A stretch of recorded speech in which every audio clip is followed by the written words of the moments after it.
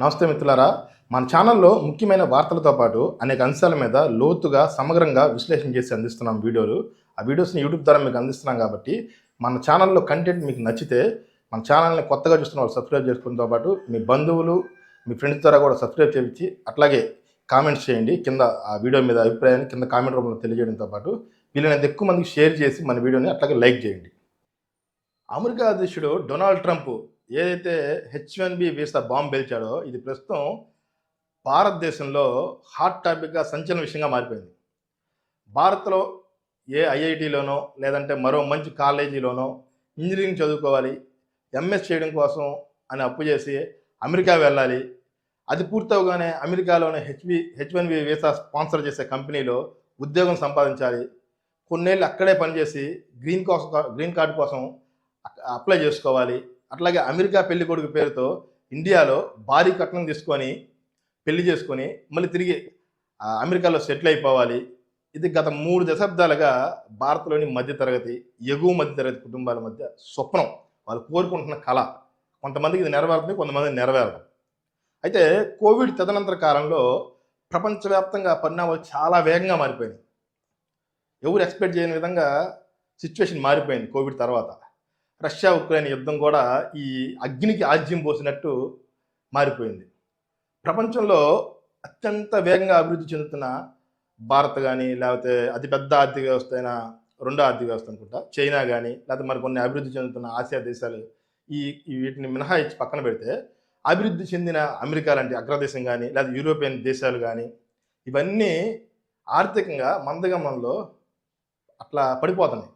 ప్రభుత్వ అప్పులు కానీ, అంటే ఈ ప్రభుత్వాలు అభివృద్ధి చెందిన దేశాల ప్రభుత్వాలు చేసే అప్పులు కానీ, లేదా అక్రమ వలసలు కానీ, తగ్గిన ఉద్యోగ కల్పన అంటే ఉద్యోగాలు సృష్టించలేకపోవడం కానీ, అక్కడ ఉండే ప్రజలకి ఆ దేశస్తులకి ఉద్యోగాలు ఇవ్వడంలో ప్రభుత్వాలు విఫలం అవ్వడం కానీ, ఇలాంటి అనేక సమస్యలతో ఈ అభివృద్ధి చెందిన దేశాలన్నీ సతమతమైపోతున్నాయి.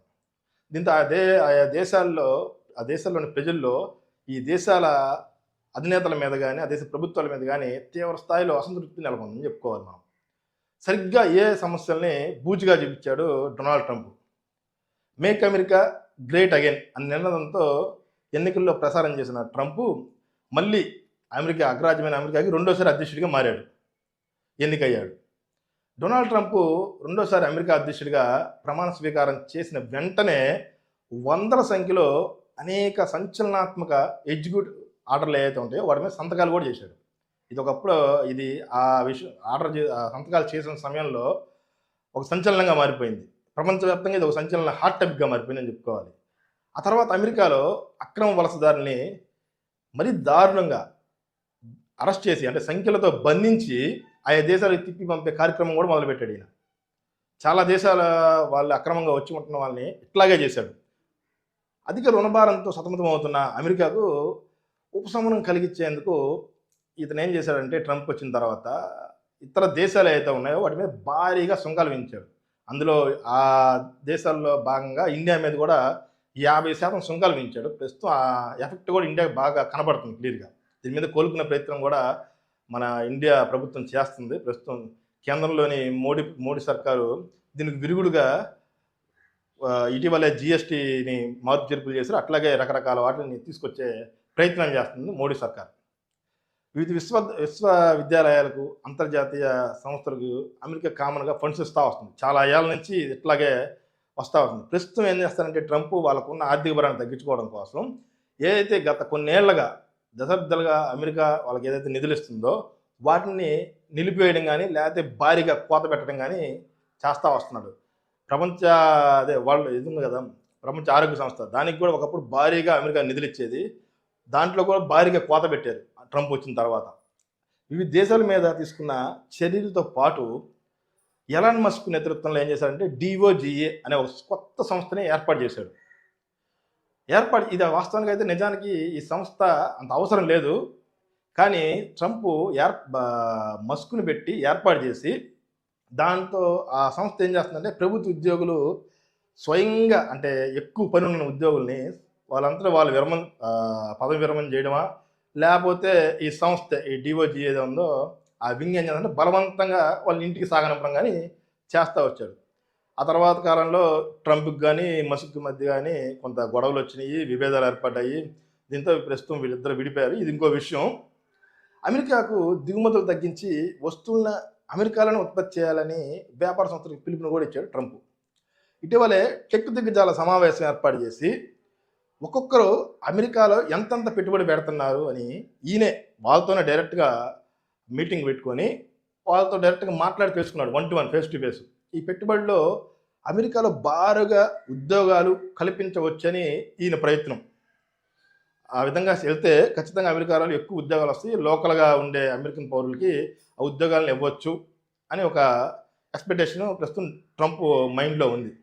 ఇప్పుడు అమెరికాలో ఉద్యోగం చేసి అక్కడే సెటిల్ అవ్వాలనుకునే భారత్, ఇండియాలోని మధ్యతరగతి ప్రజలకు ఇది ఒక కఠిన నిర్ణయం, పిడుగు లాంటి వార్తనే చెప్పాలి.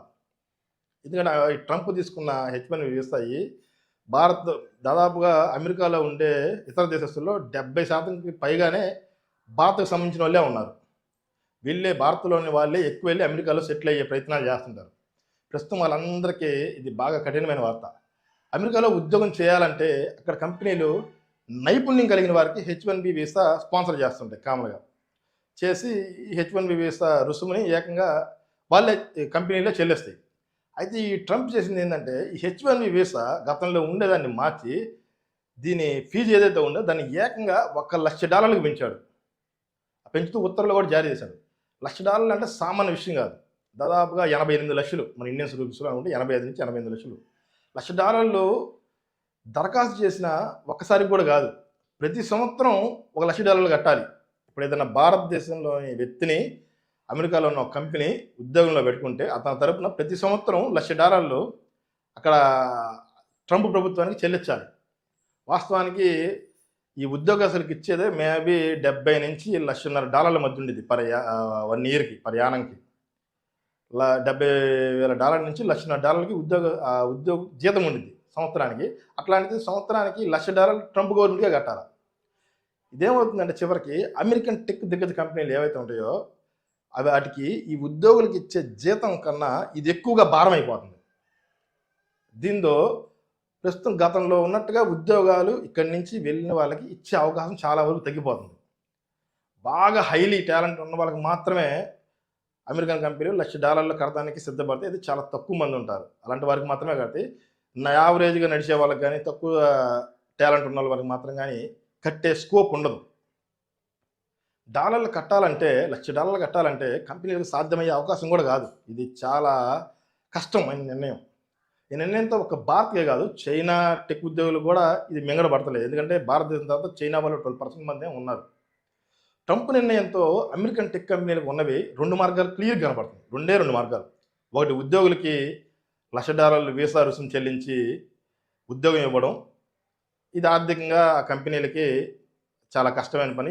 ఆ భారాన్ని కూడా కంపెనీలు మోయలేవు మేబీ. సో 2, స్థానిక అమెరికన్లకు ఉద్యోగాలు ఇవ్వడం. ఇది తప్ప ఇంకో మార్గం లేదు. ఈ 2 మార్గాలు తప్ప. లేదా ఇంకో 3వ మార్గం ఉంది. అదేంటంటే $10,00,000 ఒకేసారి చెల్లించి అమెరికన్ గోల్డెన్ వీసా తీసుకోవాలి. ఈ 3 మాత్రమే కనబడుతుంది. ఎవరు ఏ ఆప్షన్ ఎంచుకున్నా డొనాల్డ్ ట్రంప్ అనుకున్న లక్ష్యం అయితే అమెరికన్ల ఉద్యోగాలకి కల్పించడం, కొంతవరకు ఏదో అమెరికా వాళ్ళకి ఉద్యోగాలు ఇవ్వాలి కల్పించాలనుకున్నారో సక్సెస్ అయ్యే అవకాశం అయితే కనబడుతుంది.